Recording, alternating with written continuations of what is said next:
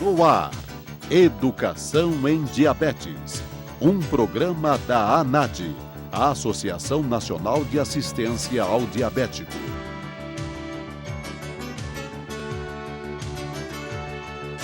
Educação em Diabetes. O programa Educação em Diabetes traz a vocês hoje o Dia Mundial de Diabetes, um dia de conscientização para todas as pessoas no mundo. Nós, aqui em São Paulo, fizemos a campanha da ANADI, Associação Nacional de Assistência ao Diabético, que contou com mais de 7.000 pessoas fazendo seus testes e cerca de 3.000 portadores de diabetes vieram aqui para fazer o seu check-up. Uma oportunidade única em que você que principalmente depende da rede pública não conseguiria fazer em algumas horas, 4 a 5 horas, o que talvez você levaria na rede pública um ano e meio. Isso segundo os próprios depoimentos daqueles que fizeram e tiveram a oportunidade de desfrutar dessa campanha. 1.000 profissionais da saúde atendendo gratuitamente a população aqui de São Paulo, da Grande São Paulo, que foi para o Colégio Madre Cabrini nesta magnífica campanha que a ANADI, pela 14ª vez, proporciona gratuitamente a todos aqueles que querem fazer seus testes, ou os pacientes diabéticos que querem fazer o seu check-up. Então desfrutem desse novo programa, tem muito material informativo, você vai aprender muita coisa.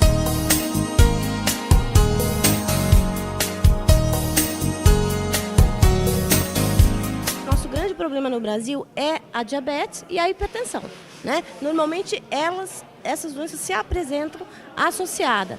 Caso o paciente tenha já hipertensão e alteração, nós fazemos orientação de dieta, né, dietoterapia, fazemos orientação de atividade física e encaminhamos esse paciente para o próximo atendimento, que é a realização de proteinúria. Esse exame de urina 1, ele avalia se existe proteína na urina, ou seja, se a pessoa diabética está perdendo proteína. E isso é muito importante porque a perda de proteína na urina significa o dado mais precoce de doença renal crônica, é o sinal mais precoce. Através dessa avaliação de hoje, nós poderemos saber se as pessoas que aqui vieram hoje para serem avaliadas, se elas têm doença renal na fase inicial. E é importante saber isso porque nesta fase inicial a doença renal crônica tem tratamento e pode ter cura.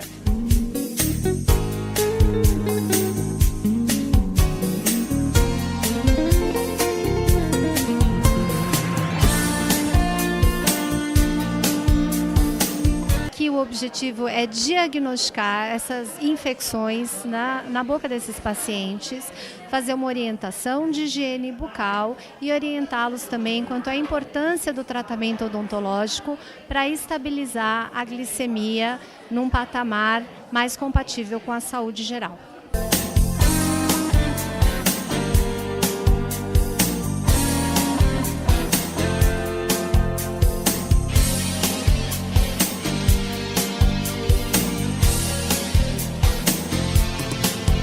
A retinopatia diabética hoje, ela é dada como um nível de glicemia capaz de causar lesão no corpo. Então, podemos dizer até que o diagnóstico na retinopatia diabética, por ela ser a mais comum e mais fácil de ser identificada. Essa é a importância do fundo de olho que ele vai ganhando.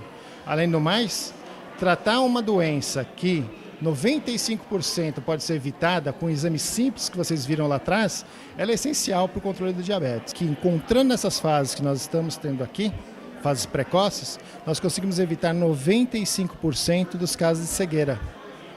Essa é a importância. Prevenção de cegueira e controle do diabetes.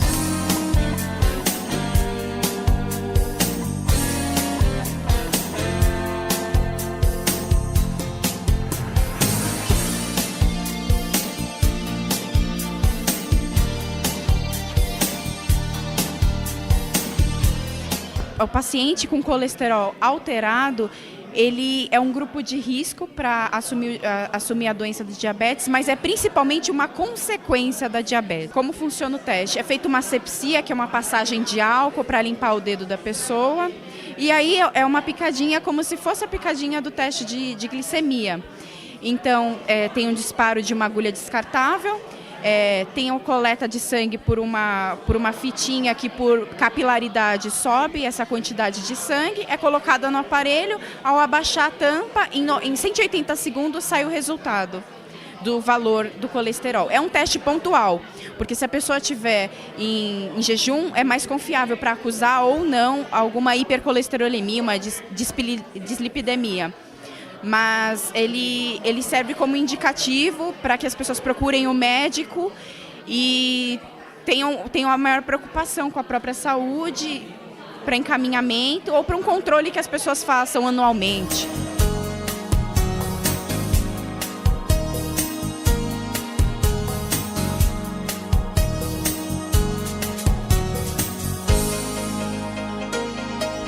A neuropatia, ela afeta todo o corpo, mas principalmente as articulações pequenas.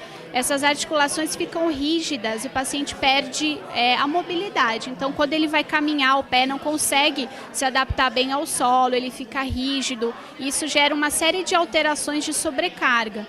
Além da rigidez, ele tem perda de força muscular também. Então, os músculos começam a se atrofiar, eles não conseguem ser ativados de uma maneira normal. Então, toda essa função de movimento deles fica alterada. Então, a fisioterapia é uma das áreas que podem atuar, principalmente na neuropatia, mas mesmo na prevenção dessas complicações, de maneira a recuperar os movimentos e recuperar também essa função muscular. E é comum também eles perderem a sensibilidade, né?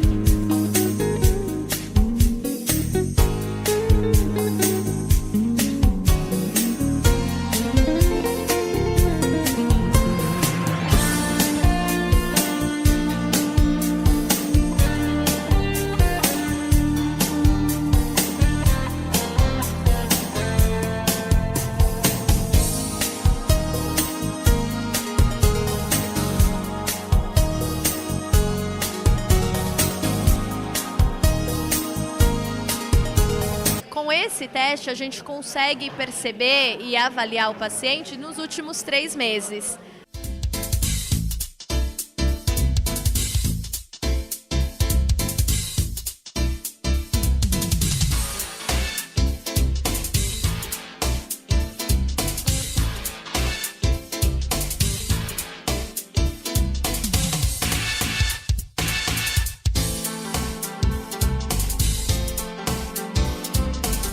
Esse departamento é sobre avaliação e cuidados com os pés.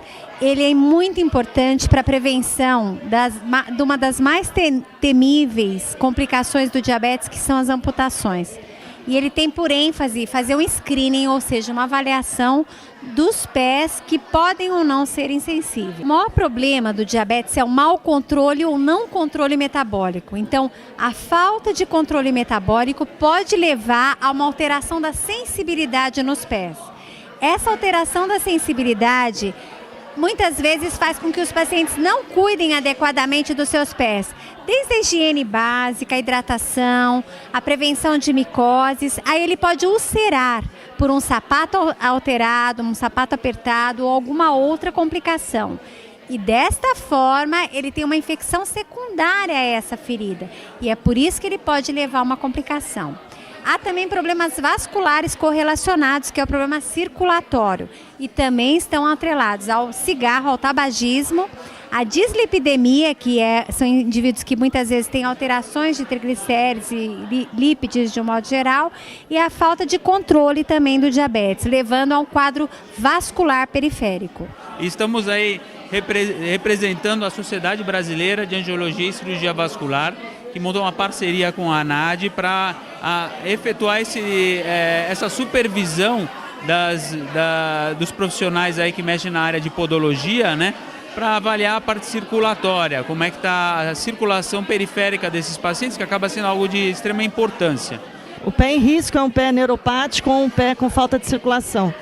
Muitas vezes ele chega no especialista, no vascular, que é o profissional que trata o evento agudo do pé diabético nos prontos-socorros, principalmente públicos da nossa cidade, ele chega já com o pé bastante comprometido, ou pela parte infecciosa ou pela parte circulatória.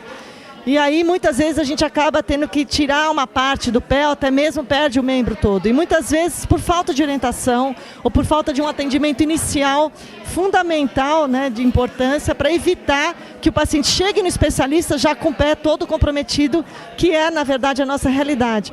O paciente diabético tem 5 vezes mais chance de perder parte do pé ou parte do membro do que uma pessoa normal. E eles não têm consciência disso, e nem os outros profissionais têm. Né? Muitos profissionais não têm essa consciência. Então, a nossa missão, vamos dizer, em conjunto, né, é conscientizar os pacientes, porque muitos começam com uma frieira, é uma topada, né, uma lesãozinha pequena. E isso vai crescendo como uma ponta de um iceberg. Quer dizer, por fora parece uma coisa pequena, mas na verdade é uma coisa grande.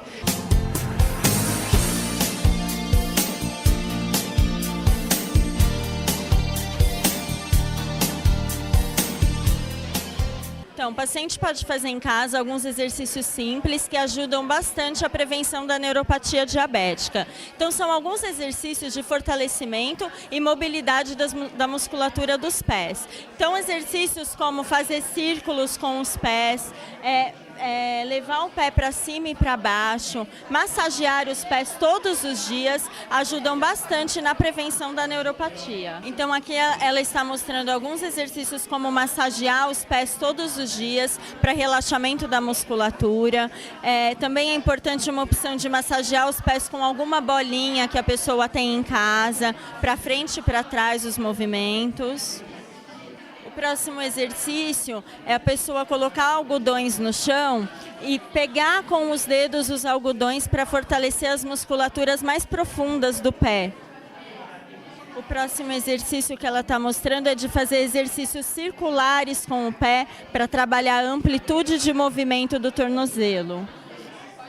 E a última orientação de exercício, de girar os ombros para frente e para trás, para aliviar a tensão da musculatura dos ombros. E aproveitando para trabalhar a mobilidade da articulação também. E por fim, para facilitar o aprendizado dos exercícios, nós estamos entregando um folder com todas as orientações e os exercícios para eles fazerem em casa, diminuindo a dificuldade e as dúvidas.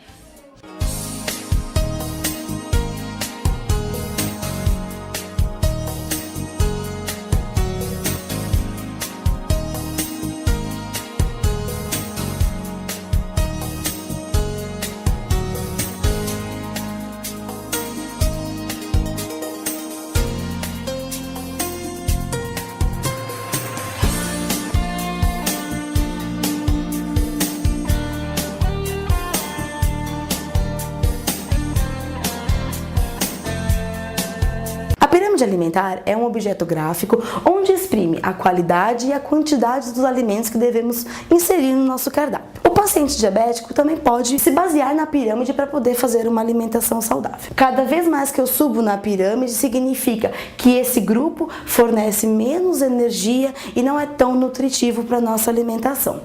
Vejamos, na base da pirâmide nós temos o grupo dos cereais integrais e tubérculos. Este grupo é orientado com que se forneça por dia a maior quantidade de energia e, sendo assim, deve-se consumir de 5 a 9 porções diárias. O paciente diabético deve ficar atento ao tipo de carboidrato que ele vai estar ingerindo.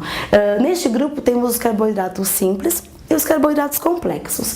Carboidrato simples é feito com grãos processados e industrializados. Um exemplo de carboidrato simples é um pão, por exemplo, de forma, que ele não é feito de grãos integrais. Então, a absorção é muito rápida da glicose no nosso sangue. Em contrapartida, nós temos um pão feito com cereal integral, ou seja, um pão integral. Ele é constituído por grãos inteiros.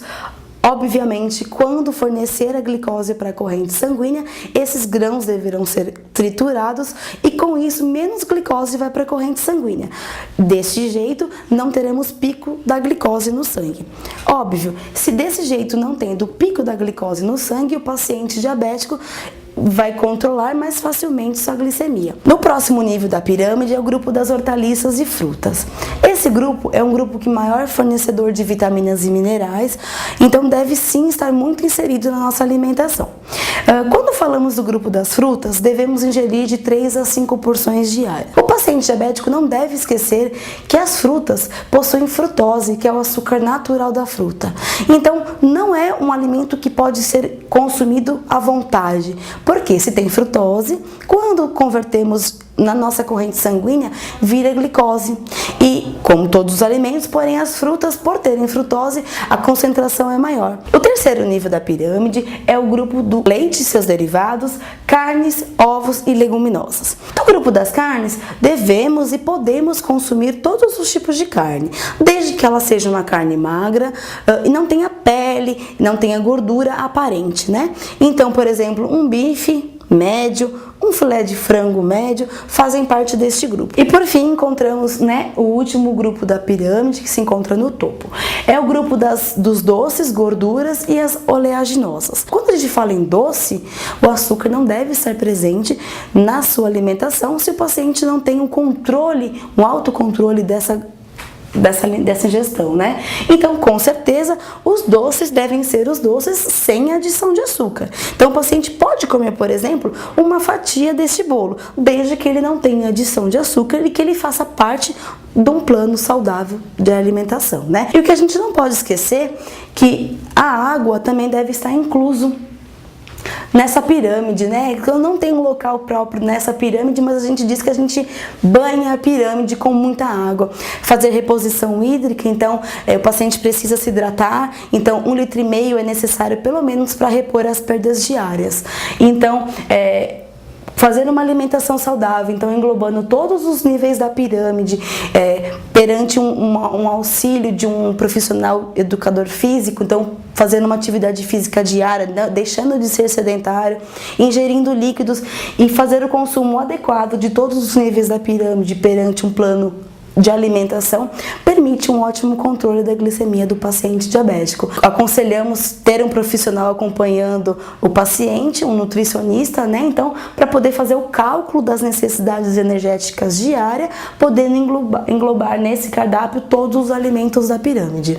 Doenças crônicas como o diabetes necessitam de muita informação, muita orientação para que as pessoas possam, no dia a dia, ter um melhor entendimento, um melhor entrosamento, enfim, interpretação do que está acontecendo com você. Isto vai beneficiar o seu tratamento. Aqueles que entendem da doença, aqueles que sabem como ela